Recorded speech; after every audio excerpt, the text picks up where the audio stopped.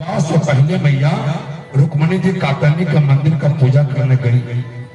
ध्यान से सुनना, कितनी सुंदर व्यवस्था है।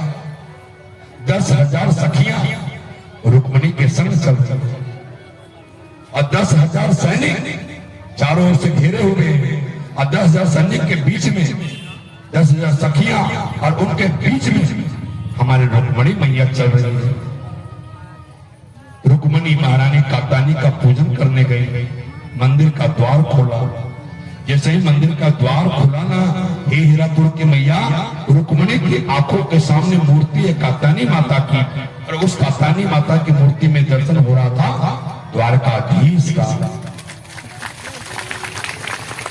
मेरे गोपाल का दर्शन हो रहा था। रुक्मणी मैया ने कात्यायनी माता को प्रणाम किया। माँ, आपके चरणों में प्रणाम करता हूं, बस एक ही वरदान दे दो माँ, कृष्ण ही मुझे पति के रूप में मिले। और इतना कहना था मैया, कात्यायनी माता के हाथ से पुष्प गिर पड़े, वाम अंग फड़कन लगे। पुरुष की दाहिनी आंख फड़के ना तो समझो कोई सुंदर बात है, और नारी की बाईं आंख फड़के ना तो समझो कोई शुभ लक्षण है। 10,000 सैनिक सुरक्षा में खड़े हैं और मंदिर के पीछे से मेरा गोपाल आया। जैसे ही भगवान श्री कृष्ण आए ना, 10,000 सैनिकों ने कहा, कौन है आप कौन है, कहिए किससे मिलना है, क्या बात है। एक सैनिक बोला, अरे इसके गले का हार देखो ना, कितना सुंदर लगता है, हीरे का, कोई राजकुमार मालूम पड़ता है। और धीरे धीरे भगवान बीच में घुसते जा रहे हैं। एक सैनिक बोला, अरे चरणों की पादुका क्या देख रहे हो, सोने की है, इसमें से इसके चरण पादुका में हीरे लगे हैं। एक बोला, अरे पादुका क्या देखते हो, उसकी पीतांबरी देखो ना, इसकी बिजली के जैसा मात करने वाला पीतांबरी। एक बोला, भैया इसके कमर में जो फेट बनी है ना, मुरली है, कितनी सुंदर लग रही है, बजती होगी तो कितनी सुंदर लगती होगी। धीरे धीरे धीरे धीरे भैया भगवान रुक्मणी जी के पास में पहुंच गए और रुक्मणी जी ने गोविंद को वरमाला पहना। बोलिए रुक्मणी कृष्ण भगवान की। एक सैनिक बोला, अरे पीतांबर क्या देखते हो, इसका अपना शरीर देखो ना, ऐसा सुंदर शरीर, सांवला सांवला चेहरा, नीलमणि जैसा चमकता हुआ, ऐसा पुरुष तो हमने जीवन में कभी नहीं देखा।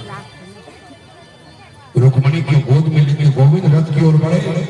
एक सैनिक बोला, अरे देखो ना चाल कितनी सुंदर है, ऐसे चलता है ना जैसे उन्मत्त हाथी चलता है।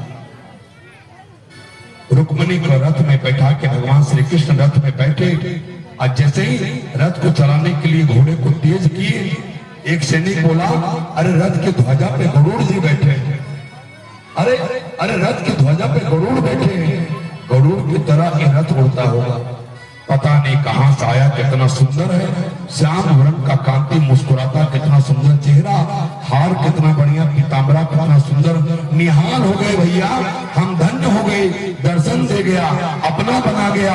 और भगवान का रथ ने हवा से बात लिया, तेज हो गए घोड़े, बड़ा दर्शन हुआ। दर्शन करके कर एक सैनिक बोला, वो सब तो ठीक है, लेकिन हमारे रुक्मणी कहाँ? रुक्मणी ना मंदिर में है ना बाहर में है। सारे सैनिक खोज रहे, रुक्मणी कहाँ, रुक्मणी कहाँ, रुक्मणी कहाँ। एक सैनिक बोला, ले गया ले गया ले गया ले गया ले गया। अरे कैसे ले गया, 10,000 सैनिक हम लोग कैसे ले गया? अरे हम तो मुकुट देख रहे थे, हम तो बंसी देख रहे थे, हम तो भगवान का कमर में बंधा मुरली देख रहे थे, हम तो उनका बांसुरी देख रहे थे, हम तो पीतांबरी देख रहे थे, लेकिन गोविंद तो मैया ले गए। भगवान ने सबको परास्त कर दिया। रुक्मणी के बड़े भाई को पता चला ना, रुक्मणी नहीं है, चली गई है कहीं। सैनिकों ने कहा, महाराज एक सांवला सांवला चेहरा आया था और 10,000 सैनिकों के बीच से ले गया। सैनिक बोले, एक बार हम उसे मारने के लिए दौड़े थे, पर वो हंस गया। उसके हंसने के बाद ना जाने हम लोग को क्या हो गया। फिर रुक्मणी के बड़े भाई ने पीछा किया गोविंद का, तो जानते हैं रुक्मणी के बड़े भाई ने क्या बोला? मेरे भगवान को बोला माँ का दूध पिया है तो रुक रुक। अब जैसे मेरे गोविंद को बोला ना माँ का दूध पिया है, भगवान ने रथ को रोका और रुक्मणी के बड़े भाई को रुक्मणी को चक्के में बांधा और पूरा ग्राउंड में घसीटा है भैया। पूरे 9 चक्कर लगाए। रुक्मणी के बड़े भाई को तब तक बलराम भैया आ गए। अरे अरे कन्हैया, ये रुक्मणी का भाई है, छोड़ो छोड़ो छोड़ो।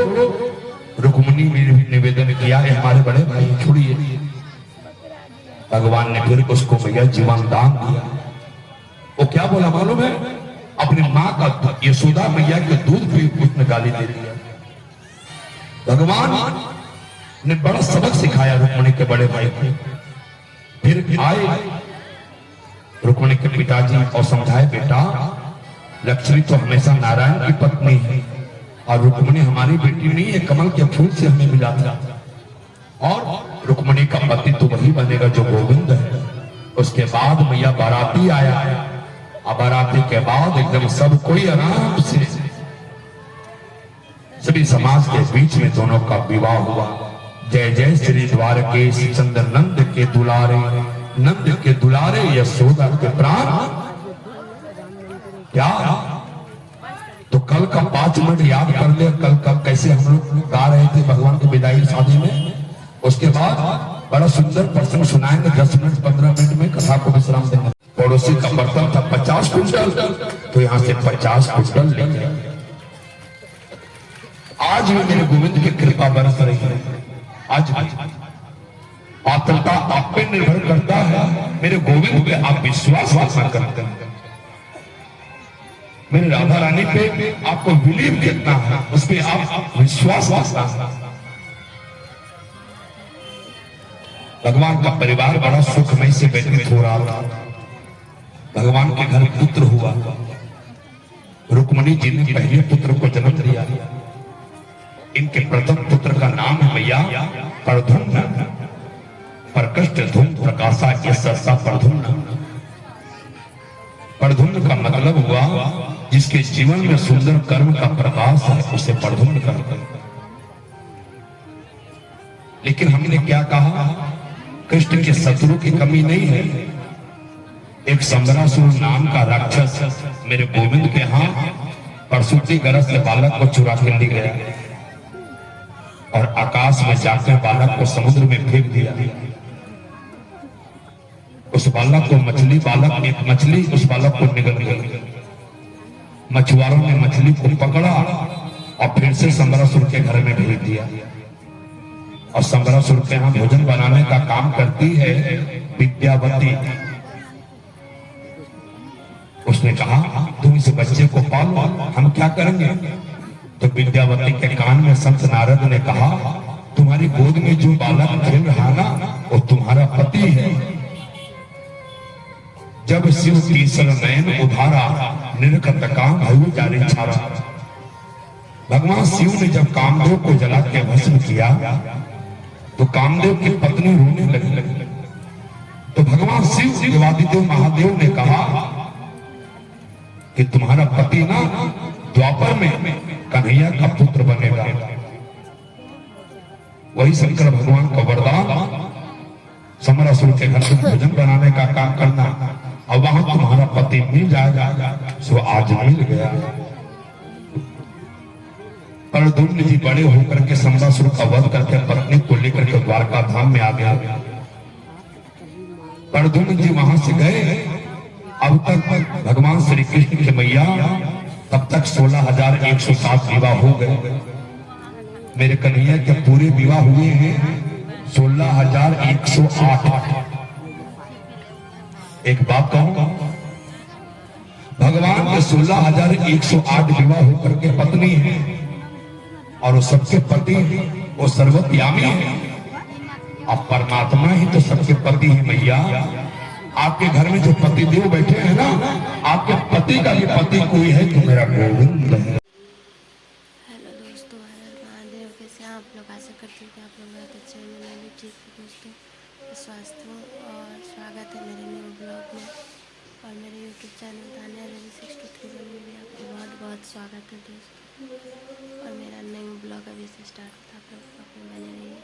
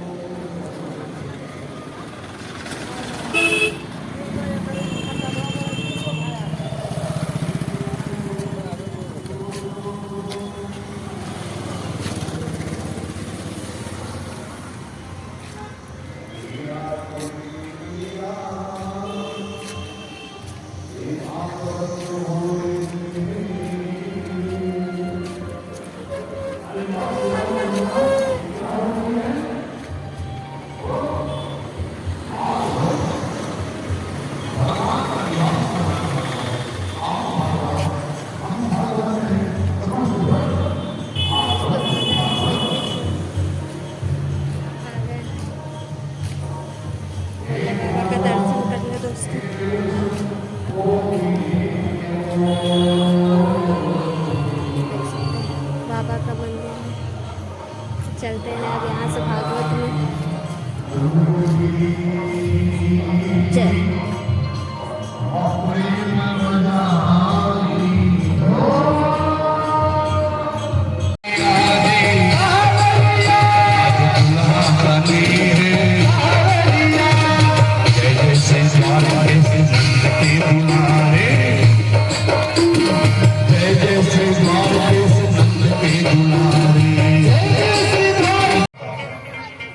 नित्य 10 घंटा पूजन किया जाए तो उस मणि से 8 भार सोना रोज निकलता था। 8 भार सोना को आप 8 भारी मत समझिए। 8 भार सोना का मतलब 2 क्विंटल सोना उस मणि से रोज निकलता था। 2 व्यक्ति 10 घंटा पूजा करता था। इतना सोना उस मणि से नित्य प्रति प्रकट होता। और एक दिन सत्यराजीत यादव वो मणि अपने कंठ में पहन करके भगवान श्री कृष्ण की सभा में आया। सत्यराजीत यादव ना वो मणि कंठ में पहन करके भगवान को दरबार में पधारे। तो भगवान ने जरा हंसते हुए जरा विनोद किए। उनसे बोले, अरे सत्यराजीत तुम्हारे घर में कितने परिवार हैं? कितने लोग तुम लोग हो? कितने प्राणी हो? तो सत्यराजीत यादव बोले, जी एक मैं हूं, एक मेरी वृद्ध पत्नी है और एक मेरी छोटी बेटी है। तो भगवान ने कहा, कुल मिला के तुम लोग 3.5 परिवार हो। 3.5 परिवार हो और इतना सोना देने वाला मणि रखते हो, क्या क्या हो? इतना सोना का तो हमारे राजकोष में जमा कर दो, गरीबों का भला होगा। इतना सोना तुम क्या करोगे? प्रजा का सहयोग होगा। जहां भूखमरी आएगी तो उस मणि से सोना निकाल के उसको मदद करेंगे। भगवान ने वो मणि अपने लिए नहीं मांगा भाई साहब, पूरे द्वारका के वासियों के कल्याण के लिए मांगा। गरीबों का हित तो दुर्भिक्ष बढ़ेगा, उसमें लोगों की सहायता करेंगे। तो सत्यराजित यादव ने कहा क्षमा करिए, मैं आपको मनी नहीं दे सकता। भगवान ने कहा तुम्हारी चीज है, तुम्हारी जैसी इच्छा, हम तो कह सकते हैं भैया। और सत्यराजित यादव को मणि लेके चला गया। सत्यराजित यादव का एक छोटा भाई है भैया, ध्यान से सुनना, उसका नाम है परसेनजीत यादव। सत्यराजित यादव का छोटा भाई है परसेनजीत यादव। घर में मणि रखा हुआ था, तो उसने खिलौना समझ करके वो मणि है ना अपने पास रख लिया। और जामवंत जी ने सिंह को मार करके मणि उससे ले लिया और अपनी बिटिया रानी जामवंती को खिलौना समझ कर दे दिया। अब सत्यराजित यादव सोचता है कि मेरे भाई को मार करके मणि ले लिया, हथिया लिया। उड़ते उड़ते खबर कन्हैया के पास गया। इसने सोचा कल ही तो कन्हैया हमसे मणि मांग रहा था, हमने नहीं दिया ना, तो मेरे छोटे भाई को मार करके उसे हथिया लिया मणि। इतना बड़ा कलंक मेरे गोविंद को लग गया मैया। देखो ये समाज वाले, दुनिया वाले ना भगवान को भी नहीं छोड़े। राम पर भी अंगुली उठा दिया गया, सीता मैया पे अंगुली उठा दिया, उसके दामन पे दाग लगा दिया, गोविंद को चोर बना दिया। तो हम आपको कोई किस किस की बोली, किस किस की बोली हम आप जी? इतना बड़ा कलंक मेरे गोविंद को लगा दिया सत्यराजित यादव को। भगवान को आज रात भर नींद नहीं आई। कादर से विकारी कोई चीज है मैया तो है व्यर्थ का कलंक। भगवान करे किसी को व्यर्थ का कलंक न लगे।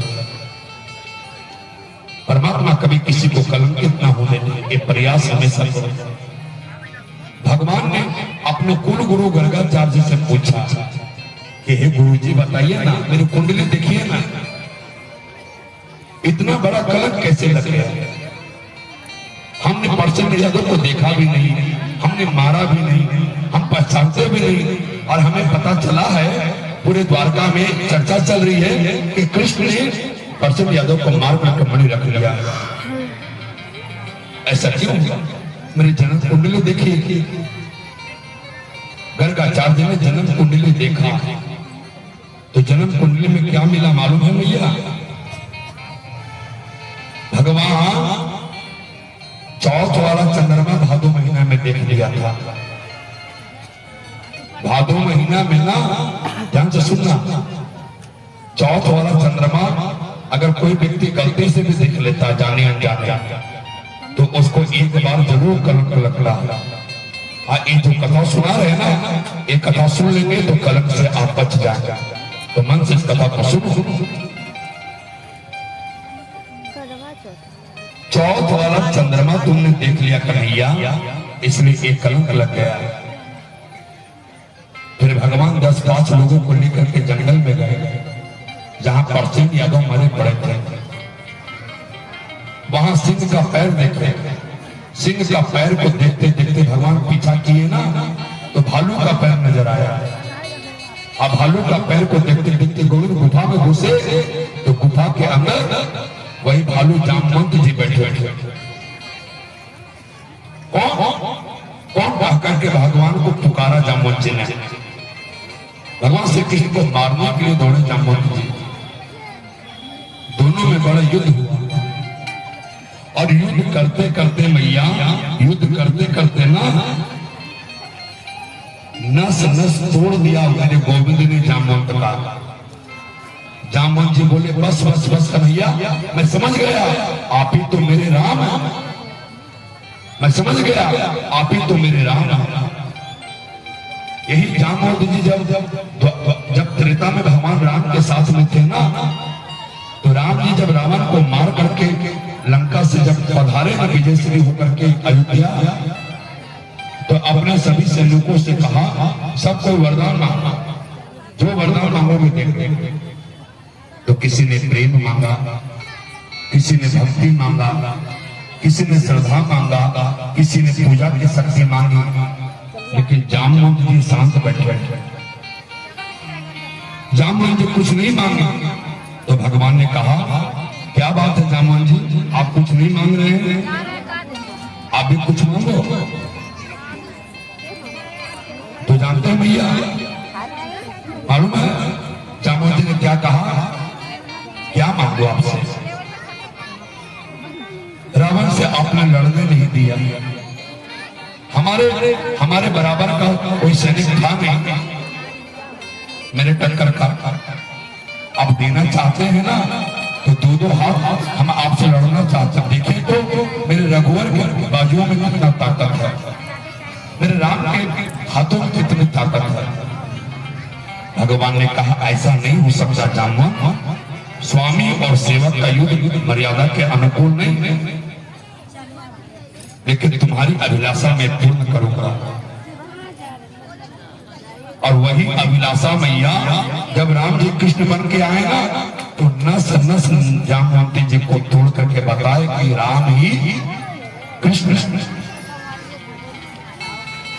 बोलिए राम कृष्ण भगवान की।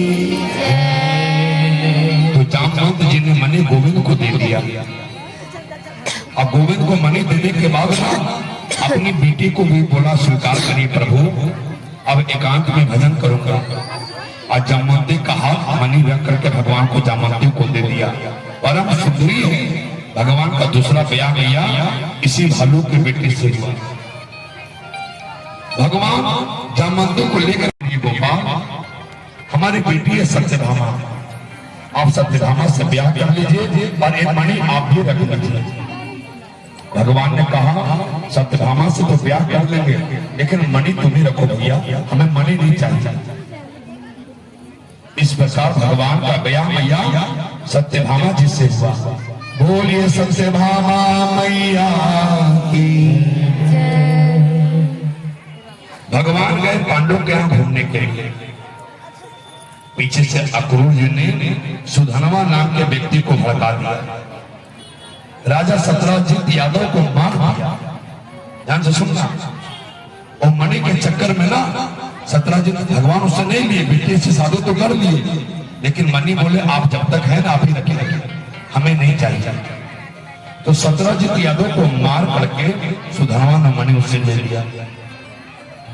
अब सत्यभामा रोने लगी कि हमारे पिता मर गए सत्यजीत यादव। तो रोते रोते हस्तिनापुर आई। भगवान पांडव के हस्तिनापुर में आए हुए थे और उस समय भगवान चौपड़ खेल रहे थे। सत्यभामा आके बोली, मेरे पिता सत्यजीत को मार करके सुधनवा ने मणि ले लिया। और पत्नी का पिता मरने के बाद अगर पति नहीं रोता है ना भैया तो बड़ा दुख होता है। तो भगवान ने सोचा मेरे ससुर मरे, रोना चाहिए, इससे सत्यभामा का दुख बढ़ जाएगा। अब भगवान तो नाटक करने में माहिर है ना, तो भगवान जानबूझ के रोने लगे ताकि सत्यभामा का दुख बढ़ जाए पिता मरने का। बड़े जोर से गोविंद रोए, इसलिए रोए ना कि पत्नी का पिता मरने के बाद पति नहीं रोता है तो पत्नी को कष्ट होता है। और गोविंद तो नाटक करने में आगे। सत्यभामा को लगा कि मेरे पति कृष्ण बड़ा दुखी है और सत्यभामा का दुख बढ़ गया। लेकिन सुधनवा को मारने के बाद ध्यान से सुनना, सुधनवा को मारने के बाद भगवान को मणि नहीं मिला। बलराम बोल, अब बलराम जी कन्हैया को शक कर रहे हैं। देखो कलंक है ना, छोड़ नहीं रहा भगवान। बलराम बोलता है कन्हैया देखो बढ़िया से कहीं रखे हो गए। बलराम भैया भी सोचने लगे कन्हैया ने मणि रखा। चौथ का चंदा देख लिया ना जी, मणि का कलंक भगवान से छूट नहीं रहा। वो मणि अक्रूर के पास था। अक्रूर जी को भगवान ने दंड दिया और कहा आप मणि आप ही रखिए, लेकिन 10 घंटा नित्य पूजा करना, जितना सोना निकलेगा ना आकर के द्वारका के खजाना में जमा कर देना। मणि भगवान ने अक्रूर को ही दे दिया। भगवान अर्जुन को लेकर के घूमने जा रहे थे जंगल, तो वहां एक सावनी सलोनी नारियों को देखा। जमुना जी के किनारे बैठे थे परम सुंदरी नारी, समाधि धारण की। अर्जुन ने उस स्त्री से पूछा, आप कौन हो, इस जंगल में क्या कर रहे हैं? उस स्त्री ने कहा, मैं सूर्य पुत्री हूँ, यमराज की बहन हूँ, मेरा नाम कालिंदी है, मेरा नाम जमुना। बोलिए यमुना मैया की जय। भगवान श्री कृष्ण को पति के रूप में वर्ण करने के लिए मैं तपस्या कर रही हूँ। अर्जुन बोले, वो तो मेरे रथ में बैठे थे। और अर्जुन ने जमुना का हाथ मैया कन्हैया के हाथ में सौंप के मंत्र पढ़ दिया। भगवान का चौथा विवाह हुआ जमुना मैया से। अब कितना बचे हैं? 4 विवाह हुआ, 16,104। विंद और अरविंद नाम के राजा 2 भाई थे। दोनों की परम लाडली बहन का नाम था मित्रविंदा, परम सुंदरी। भगवान का 5वां विवाह मित्रविंदा से हुआ। नग्नजीत नाम के राजा, उनके यहाँ 7 बैल है, बड़े बड़े बलशाली बैल, मनुष्य से भी ज्यादा बुद्धिमान। राजा ने कहा, जो इन 7 बैलों को नाक में से नकेल कर देगा उसको मैं अपनी बेटी दे दूंगा। अब भगवान ने 7 बैलों के नाकों में नकेल कर दिया मैया, तो 6ठा विवाह नग्नजीती के साथ, इनका नाम सत्या। और एक राजा की देवी नाम की पराक्रमी स्त्री आई, राज संभालते समय राजा देवी बेटी का नाम है भद्रा। भगवान का 7वां विवाह मैया भद्रा के साथ हुआ। मगध देश के राजा के बेटी का नाम है लक्ष्मणा। 8वां विवाह मेरा गोविंद का मैया लक्ष्मणा से हुआ। 8 विवाह हो गया। और एक पराक्रमी राजा था मैया, उसका नाम था भौमासुर, जो जमीन से उत्पन्न हुआ था, भूमि से। उसका नाम भौमासुर था। भौमासुर अपने बल का दुरुपयोग करता। हे हिरण्यपुर के मैया, ध्यान से सुनना, कभी कभी व्यक्ति के पास धन ज्यादा हो जाता है ना, तो दुरुपयोग करता, अपने बल का दुरुपयोग करता। मैंने कहा था, यदि विवेक साथ में है ना, तो धन ऐश्वर्य व्यक्ति को बिगाड़ देता है। अब विवेक अगर नहीं रहेगा ना, तो धन व्यक्ति को पाप कराता है। अब विवेक है तो ही धन समाज का कल्याण करने के साथ साथ सबका विकास करता है। भौमासुर के पास बड़ा बल है और उस बल का दुरुपयोग करने लगा। बड़े बड़े राजघरानों पे चढ़ाई कर देता और सुंदर कन्या देखता ना, उसको लिया करके अपने महल में रखने लगता। जितने राजा पे चढ़ाई करता, कुमारी कन्या को लेकर के अपने महल में जाकर बंदी बना लेता। उसका एक लक्ष्य था कि 20,000 कुमारी कन्या के साथ एक मंडप में ब्याह करेगा। 16,100 राजकुमारी उसने बंदी बना दिया। 16,100 बना लिया। भगवान के पास सूचना गया। देवताओं ने कहा, क्योंकि देवताओं की माता अदिति के कुंडल और वरुण का छत्र भी उसने चुराया था। सत्यभामा को लेकर के भगवान गए भौमासुर के पास और दोनों में विचित्र युद्ध हुआ और भौमासुर मेरे गोविंद के हाथों मारा गया। मेरे प्रभु ने भौमासुर को कारागार में प्रवेश दिया तो कारागार में 16,100 कुमारी राजकुमारियों को देखा। मेरे गोविंद के नेत्र सजल हो गए। सोचने लगे, अब ये राजकुमारियां जाएंगी कहां? दुनिया का कोई भी राजकुमार इसे अपना रानी नहीं बनाएगा, अपना पत्नी नहीं बनाएगा। 1 साल 2 साल 5 साल एक कुमारी कन्या किसी राजा के महल में रह के आई, कोई इसे अपना नाम नहीं देगा, कोई पत्नी नहीं बनाएगा। इन राजकुमारियों के पास 2 रास्ता था, या तो सभी कुएं में गिर करके आत्महत्या कर ले या किसी गंदे रास्ते में चली जाए, वेश्यावृत्ति करने लगे।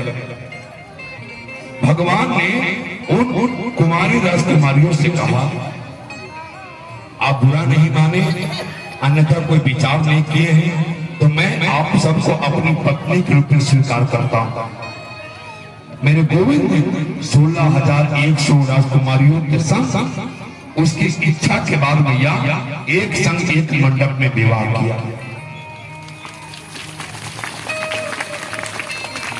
बोलिए 16,108 वाले भगवान की, 16,108 पत्नी वाले भगवान की। मेरे गोविंद ऐसा नहीं करते ना मैया, तो समाज में कितनी बड़ी विकृति पैदा हो जाती। 3 कांड है, ज्ञान कांड के 4,000 मंत्र हैं। दूसरा कर्म कांड 80,000 मंत्र हैं कर्म कांड के। जो शादी ब्याह मरनी हरनी पूजा पाठ पुरोहित घर में आके कराते हैं ना, एक कर्म कांड के 80,000 मंत्र हैं। और उपासना कांड के 16,000 मंत्र है उपासना कांड के। जितने वेद पुराण है ना, जिसमें कृष्ण भक्ति का प्रतिपादन किया गया है, उप समिति 16,000 वेद के जो उपासना कांड के मंत्र हैं, वही भगवान श्री कृष्ण की 16,000 पत्नी है। 1600 प्रकार का जो उपनिषद है वेदांत, जिसमें कृष्ण भक्ति का प्रतिपादन किया जाता है, वो भगवान की पत्नी है। और 100 प्रकार का उपनिषद भगवान की 100 पत्नी है। गीता में एक श्लोक आता है, 8 प्रकार की प्रकृति होती है मैया। भूमि, जल, अग्नि, वायु, आकाश, मन, बुद्धि और संस्कार। ये 8 प्रकार की प्रकृति। जीव में और ईश्वर में अंतर क्या है? हम लोग प्रकृति के वश में रहते हैं भैया, हम लोग जीव। कोरोना आया तो 9 महीना घर में बंद। कोरोना आया ना जी, रेल बंद, ट्रेन बंद, बस बंद, हवाई जहाज बंद, सब बंद। तो 9 महीना हम घर में रहे, हम लोग प्रकृति के वश में। और प्रकृति को हमने गंदा किया। शेर, बाघ, सियार, पहाड़, नदियां, ये सब हरी भरी हो गई, गंगा अपने आप साफ हो गई मैया, निर्मल हो गई। कोरोना को याद करिए, कोरोना तो एक छोटा सा भगवान ने संदेशा दिया। और अगर आज भी हम लोग नहीं सुधरे ना, जो चीज नहीं खाना चाहिए, चमगादड़, बिल्ली, सांप, बिच्छा, गिरगिट, सारा चीज तो मनुष्य खा रहा है। मनुष्य बड़ा कोई राक्षस है क्या? वैज्ञानिक बोलते हैं एक कोरोना जो है ना, मात्र 2 ग्राम का वजन है, मात्र 2 ग्राम। और 2 ग्राम के वायरस ने समस्त विश्व को नाक में दम कर दिया। मात्र 2 ग्राम। भगवान ने हमें पृथ्वी दिया रहने के लिए, और हम चंद्रमा में जमीन खरीदने लगे। प्रकृति को हमने गंदा किया, पहाड़ों को हमने काटा, पेड़ों को हमने काटा, नदियों को गंदा हमने किया। अब प्रकृति जब सजा देती है ना, तो उसमें अच्छा पापी और पुण्य सब पिसा जाता है। प्रकृति जब सजा देती है तो गेहूं के साथ घुन भी पिसाता है ना, तो वैसे कोरोना में पापी आ गया तो मरा ही मरा, उस पापी में 2-4 धर्मात्मा भी बेचारा चले गए, क्योंकि हम लोगों ने पाप किया। जो प्रकृति के वश में रहता है वो जीव, और जो प्रकृति को वश में रखता है अपने वश में, वो ईश्वर है। परमात्मा प्रकृति के वश में नहीं है भैया, प्रकृति उनके वश में। ये भूमि, जल, वायु, आकाश मेरे गोविंद के हाथ में है। 8 प्रकार की प्रकृति कृष्ण की अष्टपटरानी है। 100 प्रकार का उपनिषद भगवान के 100 पत्नी है। और वेद के 16,000 उपासना कांड के जो मंत्र है ना, भागवत, रामायण, शिव महापुराण, गीता, ये सब भगवान की 16,000 पत्नियां हैं भैया, 16,000 पत्नियां। भगवान के बड़े पुत्र सुशील हुए। भगवान के बड़े पुत्र का नाम है प्रद्युम्न, और प्रद्युम्न के 2 विवाह हुए। 2 पुत्र हुए, उनसे अनिरुद्ध के भी 2 विवाह हुए। भगवान अब नाती पोता वाला हो गए मैया। भगवान ना प्रत्येक पत्नी के साथ भागवत में लिखा 10 पुत्र 10 बच्चे हुए। 16,108 के इंटू 10 जुड़ी कितना? भगवान के लगभग 90 लाख परिवार हुए यदुवंशी। भगवान के परिवार में कृष्ण पत्नियां में आपस में बड़ा प्रेम था। बारी बारी से सभी पत्नियों को भगवान सबको समय देते, और बारी बारी से ना भगवान की पत्नियां भगवान से रूठ में जाती। रुक्मणी के 4 बेटा हुए, लेकिन रुक्मणी मैया कभी भगवान से क्रोध नहीं करती है। कभी शिकायत आज तक गोविंद से नहीं की है। रुक्मणी के चेहरे पे मेरे गोविंद ने कभी भी क्रोध नहीं देखा। एक विशेषता थी हमारी रुक्मणी मैया का। हे हीरापुर की मैया, द्वारका में ना दरबान से लेकर के महाराज तक, संतरी से लेकर मंत्री तक सब एक ही बात कहते हैं, प्रभु हमारी मालकिन हो तो रुक्मणी जैसा हमारी। मेरा ब्लॉग दोस्तों यहीं पे एंड होता है। अगर आप लोग को ब्लॉग अच्छा लगा तो प्लीज़ मेरे चैनल को सब्सक्राइब और वीडियो को लाइक ज़रूर करें। Bye bye friends, take care.